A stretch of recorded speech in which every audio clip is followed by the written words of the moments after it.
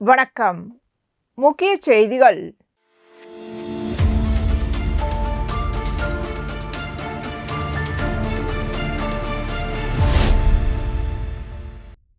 புதுச்சேரியில் சட்டவிரோதமாக விற்பனை செய்யப்படும் போதை மற்றும் தடை செய்யப்பட்ட புகையிலைப் பொருட்களை ஒழிக்கும் நடவடிக்கையின் ஒரு பகுதியாக காவல்துறையினர் தீவிர கண்காணிப்பில் ஈடுபட்டு வருகின்றனர்.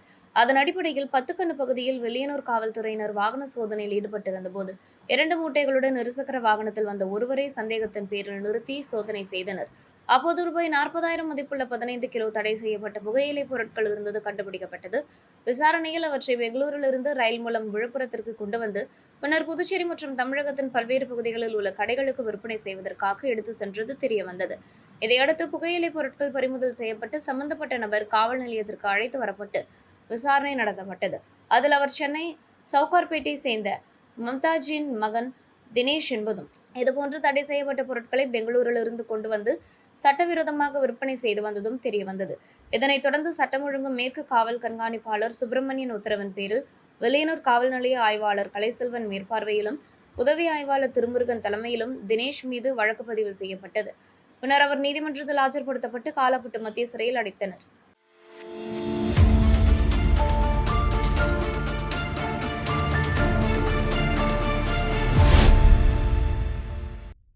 புதுச்சேரி அரசியல் சூழல் மற்றும் விரைவில் நடைபெறவுள்ள தட்டாஞ்சாவடி தொகுதி இடைத்தேர்தல் தொடர்பாக தமிழக அமைச்சரும் தமிழக வெற்றிக் கழகத்தின் பொதுச் செயலாளருமான புஷி ஆனந்தை நேயம் மக்கள் கழக தலைவரும் சட்டமன்ற உறுப்பினருமான நேரு என்கின்ற குப்புசாமி சந்தித்து ஆலோசனை மேற்கொண்டார்.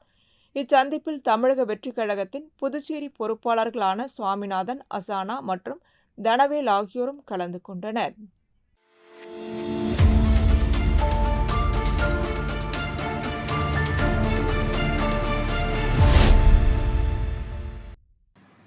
புதுச்சேரி மாவட்ட ஆட்சியர் குலோத்துங்கன் உத்தரவின் பேரில் பொதுப்பணித்துறை, நகராட்சி மற்றும் காவல்துறையினர் இணைந்து நகரம் முழுவதும் சாலையோர ஆக்கிரமிப்புகளை அகற்றி வருகின்றனர்.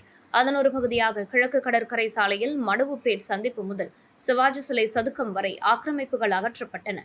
அப்போது அப்பகுதியில் உள்ள ஒரு தனியார் திருமண மண்டபம் முன் வைக்கப்பட்டிருந்த திருமண வாழ்த்து பேனர்களை அகற்ற அதிகாரிகள் நடவடிக்கை எடுத்தனர். பின்னர் மீண்டும் அந்த மண்டபம் அருகே உள்ள மின்சார டிரான்ஸ்பார்மர் மீது பேனர் கட்டப்பட்டதாக கூறப்படுகிறது. இதுகுறித்து தகவல் அறிந்த மின்துறை ஊழியர்கள் சம்பவ இடத்திற்கு சென்று டிரான்ஸ்பார்மரில் பேனர் கட்டப்பட்டிருப்பது தீ விபத்து உள்ளிட்ட அபாயங்களை ஏற்படுத்தக்கூடும் என்பதால் அதை உடனடியாக அகற்றுமாறு கேட்டுக்கொண்டனர். ஆனால் பேனர் அகற்றப்படாததால் பாதுகாப்பு நடவடிக்கையாக திருமண மண்டபத்தின் மின் இணைப்பை துண்டித்தனர். இதனால் ஆத்திரமடைந்த திருமண வீட்டார் கிழக்கு கடற்கரை சாலையில் திடீரென மறியல் போராட்டத்தில் ஈடுபட்டனர். இதனால் அப்பகுதியில் போக்குவரத்து பாதிக்கப்பட்டது. தகவல் அறிந்து சம்பவ இடத்திற்கு விரைந்து வந்த லாஸ்பேட்டை காவல் நிலைய ஆய்வாளர் பாலமுருகன் மற்றும் காவல்துறையினர் போராட்டத்தில் ஈடுபட்டவர்களிடம் பேச்சுவார்த்தை நடத்தினர். இதையடுத்து டிரான்ஸ்பார்மரில் கட்டப்பட்டிருந்த பேனர் அகற்றப்பட்டதை தொடர்ந்து மின் இணைப்பு மீண்டும் வழங்கப்பட்டது. பின்னர் சாலை மறியல் கைவிடப்பட்டதால் போக்குவரத்து சீரானது. இந்த சம்பவத்தால் அப்பகுதியில் சிறிது நேரம் பரபரப்பு நிலவியது.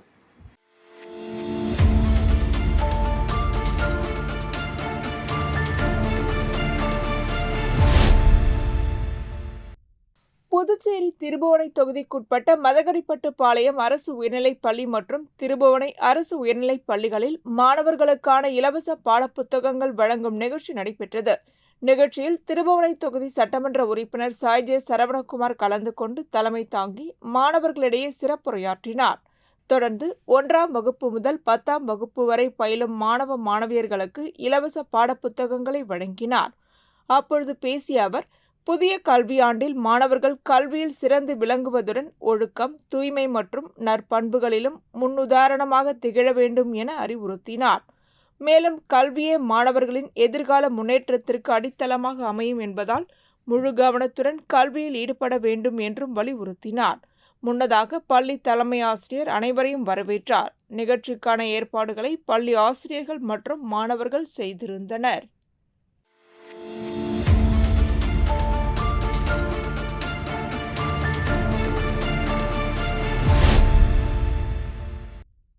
தட்டாஞ்சாவடி தொகுதிக்குட்பட்ட வினோபா நகர், கொய்யாக்குளம், முல்லை நகர் உள்ளிட்ட பகுதிகளில் நேயம் மக்கள் கழகத்தின் பொதுச் செயலாளரும் தட்டாஞ்சாவடி தொகுதி வேட்பாளருமான விநாயகம் வீடு வீடாக சென்று பொதுமக்களை சந்தித்து வாக்காளர்களுக்கு நன்றி தெரிவித்தார்.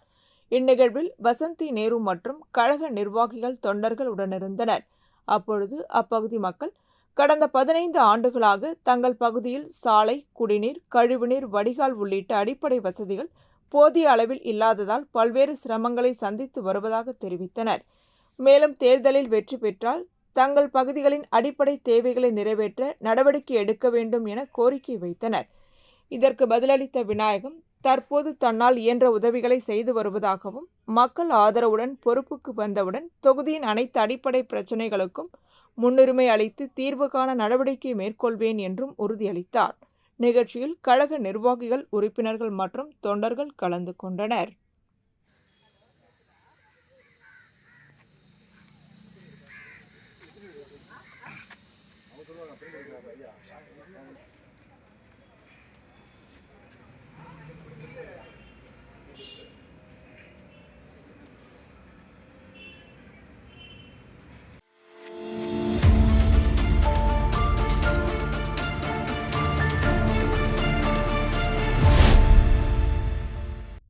காரைக்கால் மாவட்ட ரோல்பால் சாம்பியன்ஷிப் 2026-2027 ஆண்டு போட்டிகளின் பரிசளிப்பு விழா நடைபெற்றது. இதில் சட்டமன்ற எதிர்க்கட்சித் தலைவரும் சட்டமன்ற உறுப்பினருமான நாஜிம் கலந்து கொண்டார். விழாவில் போட்டிகளில் வெற்றி பெற்ற அணிகள் மற்றும் வீரர் வீராங்கனைகளுக்கு கேடயங்கள், பதக்கங்கள் மற்றும் பாராட்டு சான்றிதழ்களை வழங்கி வாழ்த்தினார். மேலும் விளையாட்டுத் துறையில் தொடர்ந்து சிறந்து விளங்கி மாநிலத்திற்கும் நாட்டிற்கும் பெருமை சேர்க்க வேண்டும் என வீரர்களை ஊக்குவித்தார். இந்நிகழ்ச்சியில் பயிற்சியாளர்கள், காரைக்கால் மாவட்ட ரோல்பால் சங்க நிர்வாகிகள், பெற்றோர்கள் மற்றும் விளையாட்டு ஆர்வலர்கள் கலந்து கொண்டனர். வெற்றி பெற்ற வீரர் வீராங்கனைகளுக்கு பாராட்டு தெரிவிக்கப்பட்டதுடன் அவர்களின் எதிர்கால விளையாட்டு பயணத்திற்கு வாழ்த்துகளும் தெரிவிக்கப்பட்டன.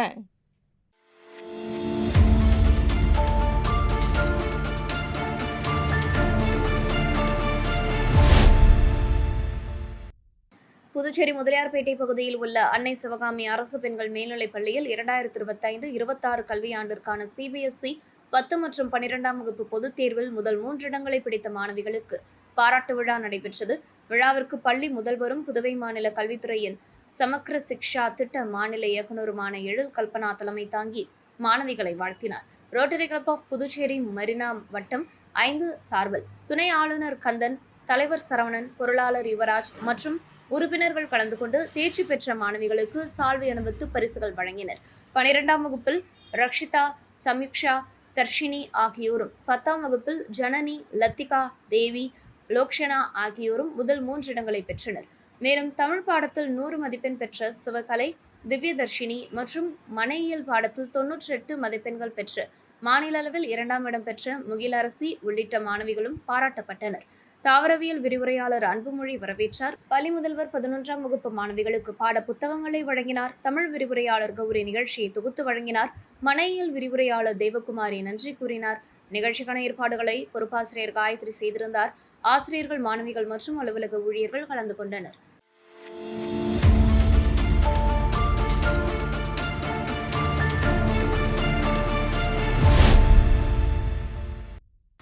மாநில அளவிலான மார்ஷல் ஆர்ட்ஸ் போட்டியில் வெற்றி பெற்று இம்மாதம் மகாராஷ்டிரா மாநிலத்தில் நடைபெறவுள்ள தேசிய அளவிலான போட்டியில் பங்கேற்க உள்ள புதுவை எவரெஸ்ட் மார்ஷல் ஆர்ட்ஸ் அகாடமியின் மாணவ மாணவியர்கள் மங்களம் காவல் நிலைய உதவி ஆய்வாளர் பெரியசாமியை நேரில் சந்தித்து வாழ்த்து பெற்றனர். அப்போது உதவி ஆய்வாளர் பெரியசாமி மாணவர்களுக்கு சால்வை அணிவித்து பாராட்டியதுடன் தேசிய போட்டியில் பங்கேற்று வெற்றியுடன் திரும்பி வர வாழ்த்துக்களை தெரிவித்தார். தொடர்ந்து மாணவ மாணவியர்கள் சாத்தமங்கலம் பஞ்சாயத்து மகளிர் கூட்டமைப்பின் தலைவி ராஜகுமாரியும் சந்தித்து வாழ்த்து பெற்றனர். அவர் மாணவர்களை ஊக்குவித்து தேசிய அளவிலான போட்டியில் வெற்றி பெற வாழ்த்தினார். இந்நிகழ்வின் போது புதுவை எவரெஸ்ட் மார்ஷல் ஆர்ட்ஸ் அகாடமியின் பயிற்சியாளர் சரவணனுடன் இருந்தார்.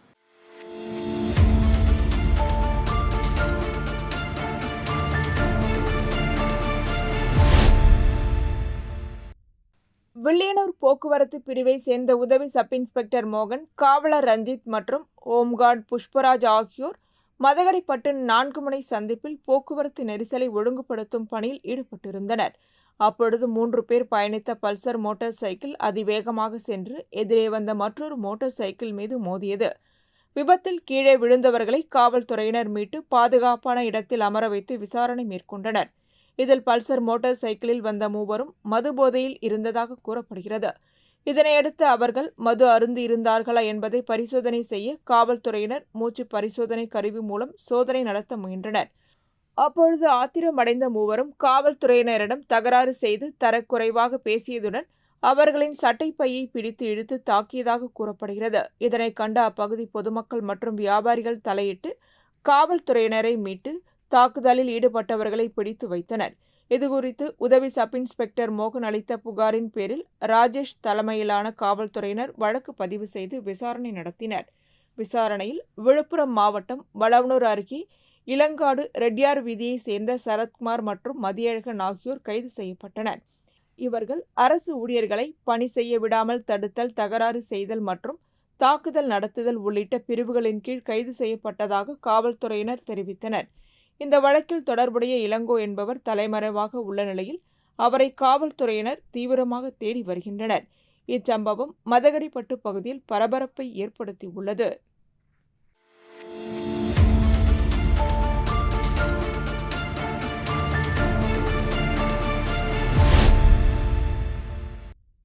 புதுச்சேரியில் மும்மொழி திட்டம் மற்றும் புதிய கல்விக் கொள்கை மூலம் ஹிந்தியை கட்டாயமாக திணிக்கும் மத்திய அரசை கண்டித்து ஆளுநர் மாளிகையை நோக்கி மனு அளிக்கும் போராட்டம் நடத்தப்படும் என்று தமிழ் உரிமை இயக்கம் சார்பில் அறிவிக்கப்பட்டிருந்தது. அதன்படி காமராஜர் சதுக்கத்தில் திரண்ட தமிழ் ஆர்வலர்கள் மற்றும் இயக்கத்தினர் இயக்கத் தலைவர் பாவாணன் தலைமையில் பேரணியாக நேரு வீதி வழியாக ஆளுநர் மாளிகையை நோக்கி சென்றனர். கண்டன முழக்கங்களை எழுப்பியவாறு சென்ற பேரணியை பெரிய கடை காவல் நிலையம் அருகே காவல்துறையினர் தடுப்பு கட்டைகளை அமைத்து தடுத்து நிறுத்தினர். இதனையடுத்து போராட்டக்காரர்கள் அங்கேயே அமர்ந்து கோரிக்கைகளை வலியுறுத்தி கண்டன முழக்கங்களை எழுப்பினர். போராட்டத்தில் பேசிய நிர்வாகிகள் புதிய கல்விக் கொள்கையை கைவிட வேண்டும் என பல்வேறு கட்டங்களாக தொடர்ந்து போராட்டங்கள் நடத்தி வருவதாகவும், ஆனால் மத்திய அரசு அதனை பொருட்படுத்தாமலும் அமல்படுத்தி வருவதாகவும் குற்றம் சாட்டினர். மேலும் தற்போதைய நிலை தொடருமானால் மாநிலம் தழுவிய மிகப்பெரிய போராட்டம் நடத்தப்படும் என எச்சரிக்கை விடுத்தனர். இந்த போராட்டத்தால் அப்பகுதியில் சிறிது நேரம் பரபரப்பு நிலவியதுடன் பாதுகாப்பு பணியில் காவல்துறையினர் குவிக்கப்பட்டிருந்தனர். புதுச்சேரி, காரைக்கால் உள்ளடக்கிய அந்த நிலப்பரப்பு தமிழர்களுடைய நிலப்பரப்பாகும். இந்த நிலப்பரப்பில் பெரும்பான்மையான மக்கள் தமிழ் பேசக்கூடிய மக்கள். எனவே அவருடைய தாய் வழியில் கல்வி வழங்க வேண்டும்.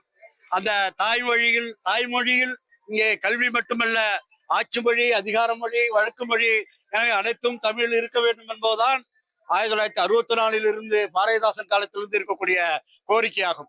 ஆனால் இந்த இப்பொழுது ஆட்சியில் இருக்கக்கூடிய ரங்கசாமி அவர்கள் இதற்கு முன்பு பிஜேபி கூட்டணியோடு இருந்த அந்த ஆட்சி நிர்வாகத்தில் புதிய கல்விக் கொள்கையும் சிபிஎஸ்இ பாடத்திட்டத்தையும் கொண்டு வந்து புதுச்சேரி முழுவதும் அதனை நடைமுறைப்படுத்தி தமிழே இல்லாத நிலையை உருவாக்கி விட்டார்கள். எனவே அதற்காக தமிழ் அமைப்புகளும் தமிழ் உரிமை இயக்கமும் பலகட்ட போராட்டங்களையும் பல மனுக்களையும் வழங்கி இருக்கிறோம். ஆனால் இறுதியாக மும்மொழி திட்டத்தை கொண்டு வந்து இங்கே இந்திய திணிப்பதோடு மட்டுமல்லாமல் இந்த மண்ணின் கலாச்சாரத்தோடு பிணைந்திருந்த பிரெஞ்சையும் வெளியேற்றிருக்கிறார்கள். எனவே தமிழ் மொழி முதன்மையான மொழியாக இருக்க வேண்டும். இங்கே மக்களுடைய பண்பாட்டு பழக்க வழக்கத்தோடு இருந்த பிரெஞ்சு மொழியும் இருக்க வேண்டும். வெளி தொடர்புக்கு ஆங்கில மொழி இருந்தால் போதும். எனவே இந்த மும்மொழி மட்டுமே புதுச்சேரியில் இருக்க வேண்டும் என்பதுதான் புதுச்சேரி ஒட்டுமொத்த மக்களுடைய கோரிக்கையாகும். அதுதான் அவருடைய நிலைப்பாடும். அதைதான் இன்றைக்கு தமிழ் உரிமை இயக்கம் மக்களுடைய மனநிலையை உணர்ந்து அந்த கோரிக்கை மனுவை வழங்க இருக்கிறோம். இதற்கு முன்பு முதலமைச்சர், கல்வித்துறை அமைச்சர், துணைநிலை ஆளுநரை பலமுறை சந்தித்து மனு அளித்து நேரடியாக விலக்கி இருக்கிறோம். ஆனால் இது இந்த மும்மொழி என்பது இந்தி திணிப்பாகவும் இருக்கிறது, பிரெஞ்சு அழிப்பாகவும் இருக்கிறது. எனவே இதை மாற்ற வேண்டும் என்கிற அந்த கோரிக்கையோடு தான் இந்த மனு அளிக்கிற போராட்டத்தை நாங்கள் முன்னெடுத்தோம். இதற்கு ஆளுநர் அனுமதி இன்று வரையில் கிடைக்கவில்லை. ஆனாலும் பார்ப்பதற்கு வர சொல்லியிருக்கிறார்கள். முதல்வரிடத்திலும் தலைமை செயலாளரிடத்திலும் இந்த மனுவை அளிக்க இருக்கிறோம். எனவே இந்த மனுக்கு உடனடியாக துணைநிலை ஆளுநரே, இது முதலமைச்சரோ கல்வித்துறை அமைச்சரோ இல்ல, துணைநிலை ஆளுநரே இதற்கு விளக்கம் அளிக்க வேண்டும். இல்லை என்றால் மீண்டும் மக்களை திரட்டி இந்த புதுச்சேரி மாநிலமே எதிர்பாராத வகையில் இந்தியாவே திரும்பி பார்க்கிற வகையிலான போராட்டத்தை தமிழ் உரிமை இயக்கம் நிச்சயமாக தன்னுடைய உயிரை தியாகம் செய்தாது நடத்துவோம் என்பதை எச்சரிக்கையாக இந்த அரசுக்கு தெரிவித்துக் கொள்கிறோம்.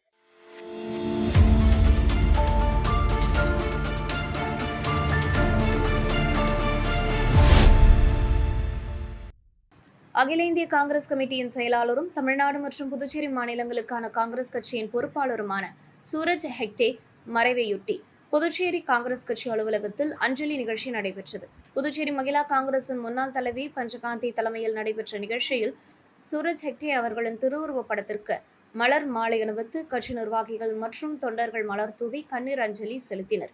காங்கிரஸ் கட்சியின் மூத்த தலைவர்களில் ஒருவரான சூரஜ் ஹெக்டே அகில இந்திய அளவில் பல்வேறு முக்கிய பொறுப்புகளை வகித்ததுடன் தமிழ்நாடு மற்றும் புதுச்சேரி மாநிலங்களுக்கான கட்சி பொறுப்பாளராகவும் செயல்பட்டு வந்தார். கட்சி தொண்டர்கள் மற்றும் நிர்வாகிகளிடையே நன்மதிப்பை பெற்றிருந்த அவரது மறைவு காங்கிரஸ் வட்டாரங்களில் பெரும் சோகத்தை ஏற்படுத்தியுள்ளது. நிகழ்ச்சியில் பங்கேற்ற நிர்வாகிகள் கட்சி வளர்ச்சிக்காக அவர் ஆற்றிய பணிகளை நினைவு கூர்ந்து ஆழ்ந்த இரங்கலை தெரிவித்தனர். அவரது சேவைகள் காங்கிரஸ் இயக்கத்தில் என்றும் நினைவு கூறப்படும் என அஞ்சலி நிகழ்ச்சியில் பேசப்பட்டது.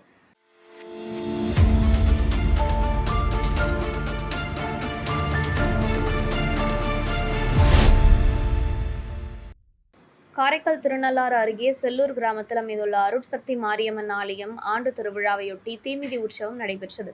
விழாவை முன்னிட்டு அதிகாலை முதலே அம்மனுக்கு சிறப்பு அபிஷேகம், அலங்காரம் மற்றும் தீபாராதனைகள் நடைபெற்றன. தொடர்ந்து காத்தவராயன் கதை நிகழ்ச்சி மற்றும் சிறப்பு பூஜைகள் நடைபெற்றன. இதில் பக்தர்கள் கலந்து கொண்டு சுவாமி தரிசனம் செய்தனர். தீமிதி உற்சவத்தில் விரதம் இருந்து வந்த பக்தர்கள் தீக்குண்டத்தில் இறங்கி தங்களது நேர்த்தி கடனை செலுத்தினர். அம்மன் அரோஹரா என்ற பக்தி முழக்கங்களுடனும் நடைபெற்றது. இதனைத் தொடர்ந்து சிறப்பு அலங்காரத்தில் அருட்சக்தி மாரியம்மன் வீதி உலா வந்து பக்தர்களுக்கு அருள் பாலித்தார். திருநள்ளாறு மற்றும் சுற்றுவட்டார பகுதிகளைச் சேர்ந்த பக்தர்கள் விழாவில் கலந்து கொண்டு வழிபாடு செய்தனர். விழாவிற்கான அனைத்து ஏற்பாடுகளையும் ஆலய நிர்வாகத்தினரும் விழா குழுவினரும் செய்திருந்தனர்.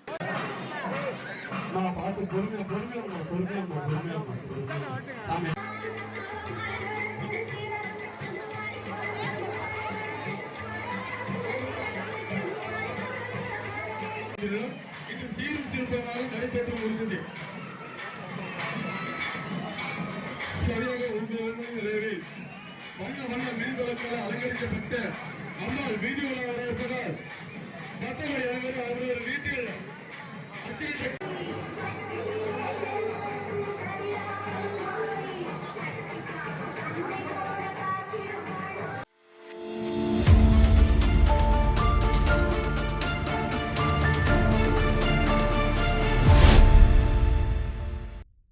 புதுச்சேரி காமராஜர் நகர் தொகுதிக்குட்பட்ட கவிக்குயில் நகர் 5வது தெருவை சேர்ந்த ஒருவருக்கு திடீரென உடல் நலக்குறைவு ஏற்பட்ட நிலையில் அவரை அவசரமாக ஜிப்மர் மருத்துவமனைக்கு அழைத்து செல்ல வேண்டிய அவசியம் ஏற்பட்டது. இதுகுறித்து லட்சிய ஜனநாயக கட்சியின் தலைவரும் காமராஜர் நகர் தொகுதி சட்டமன்ற உறுப்பினருமான ஜோஸ் சார்லஸ் மார்ட்டினுக்கு தகவல் தெரிவிக்கப்பட்டது. தகவல் அறிந்த உடனேயே ஜோஸ் சார்லஸ் மார்ட்டின் துரித நடவடிக்கை மேற்கொண்டு சம்பந்தப்பட்ட பகுதிக்கு ஆம்புலன்ஸ் சேவையை உடனடியாக ஏற்பாடு செய்தார். தொடர்ந்து நோயாளி பாதுகாப்பாக ஆம்புலன்ஸில் ஏற்றப்பட்டு ஜிப்மர் மருத்துவமனைக்கு விரைவாக அனுப்பி வைக்கப்பட்டார். பொதுமக்களின் அவசர தேவைகளுக்கு உடனுக்குடன் பதிலளித்து உதவி செய்த ஜோஸ் சார்லஸ் மார்ட்டினின் மனிதநேய செயலுக்கு அப்பகுதி மக்கள் நன்றி தெரிவித்து பாராட்டு தெரிவித்தனர்.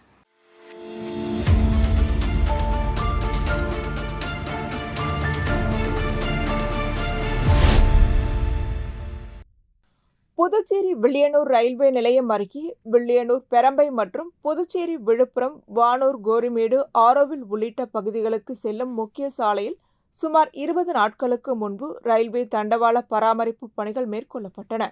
ஆனால் பணிகள் நிறைவடைந்த பின்னரும் தண்டவாளம் மற்றும் சாலை சந்திக்கும் பகுதி முறையாக சீரமைக்கப்படவில்லை என பொதுமக்கள் குற்றம் சாட்டுகின்றனர்.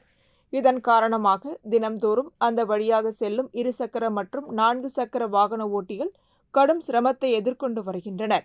குறிப்பாக பள்ளி மாணவர்களை அழைத்து செல்லும் பெற்றோர்கள், முதியவர்கள், அரசு மற்றும் தனியார் ஊழியர்கள் ஆகியோர் தண்டவாள பகுதியை கடக்கும் போது தடுமாறி விழும் அபாயம் நிலவி வருவதாக தெரிவிக்கின்றனர்.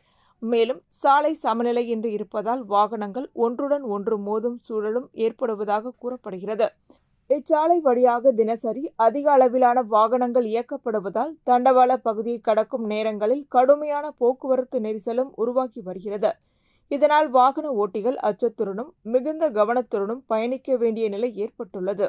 எனவே பொதுமக்களின் பாதுகாப்பை கருத்தில் கொண்டு வில்லியனூர் ரயில்வே தண்டவாள பகுதியை சம்பந்தப்பட்ட அதிகாரிகள் உடனடியாக ஆய்வு செய்து சாலை மற்றும் தண்டவாள சந்திப்பு பகுதியை சீரமைத்து பாதுகாப்பான போக்குவரத்திற்கு ஏற்ப நடவடிக்கை எடுக்க வேண்டும் என அப்பகுதி மக்கள் புதுச்சேரி அரசாங்கத்திற்கும் ரயில்வே நிர்வாகத்திற்கும் கோரிக்கை விடுத்துள்ளனர்.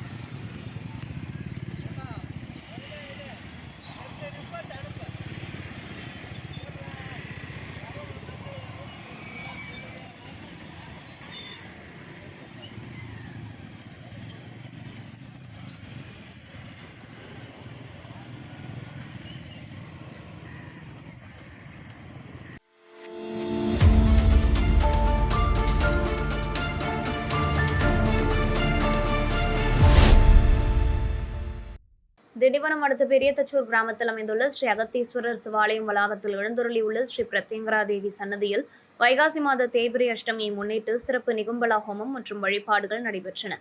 இதையொட்டி யாகசாலையில் அமைக்கப்பட்ட நிகும்பலா யாக குண்டத்தில் மிளகாய், பழங்கள், மூலிகைப் பொருட்கள் உள்ளிட்ட பல்வேறு புனித பொருட்கள் சமர்ப்பிக்கப்பட்டு ஹோமம் நடத்தப்பட்டது.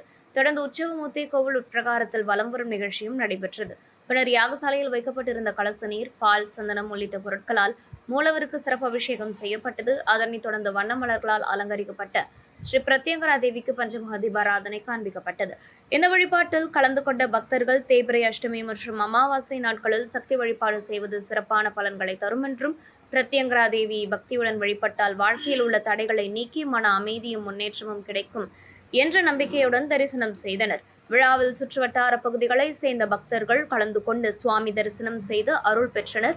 ஆலய நிர்வாகத்தினர் மற்றும் பக்தர்கள் இணைந்து விழா ஏற்பாடுகளை செய்திருந்தனர்.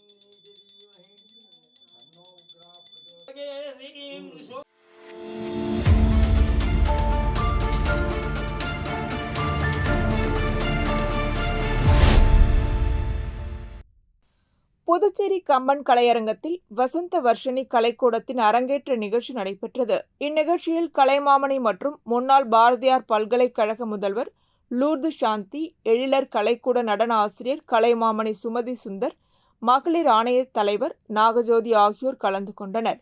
மேலும் திரைப்பட பாடலாசிரியர் பாவலர் அறிவுமதி சிறப்பு விருந்தினராக பங்கேற்று கருத்துக்களை வழங்கினார். அவர் அரங்கேற்றத்தில் பங்கேற்ற குழந்தைகளை வாழ்த்தி அவர்களின் கலைத்திறனை பாராட்டி பேசினார். நிகழ்ச்சியில் இணைப்புரையை புனிதா ஹரிகிருஷ்ணன் வழங்கினார். நிகழ்ச்சியின் நிறைவில் வசந்த வர்ஷினி கலைக்கூடத்தின் நடனகுரு அனைவருக்கும் நன்றி தெரிவித்தார். இந்நிகழ்ச்சியில் பொதுமக்கள் கலந்து கொண்டு அரங்கேற்றத்தில் பங்கேற்ற குழந்தைகளை வாழ்த்தி ஊக்கப்படுத்தினர்.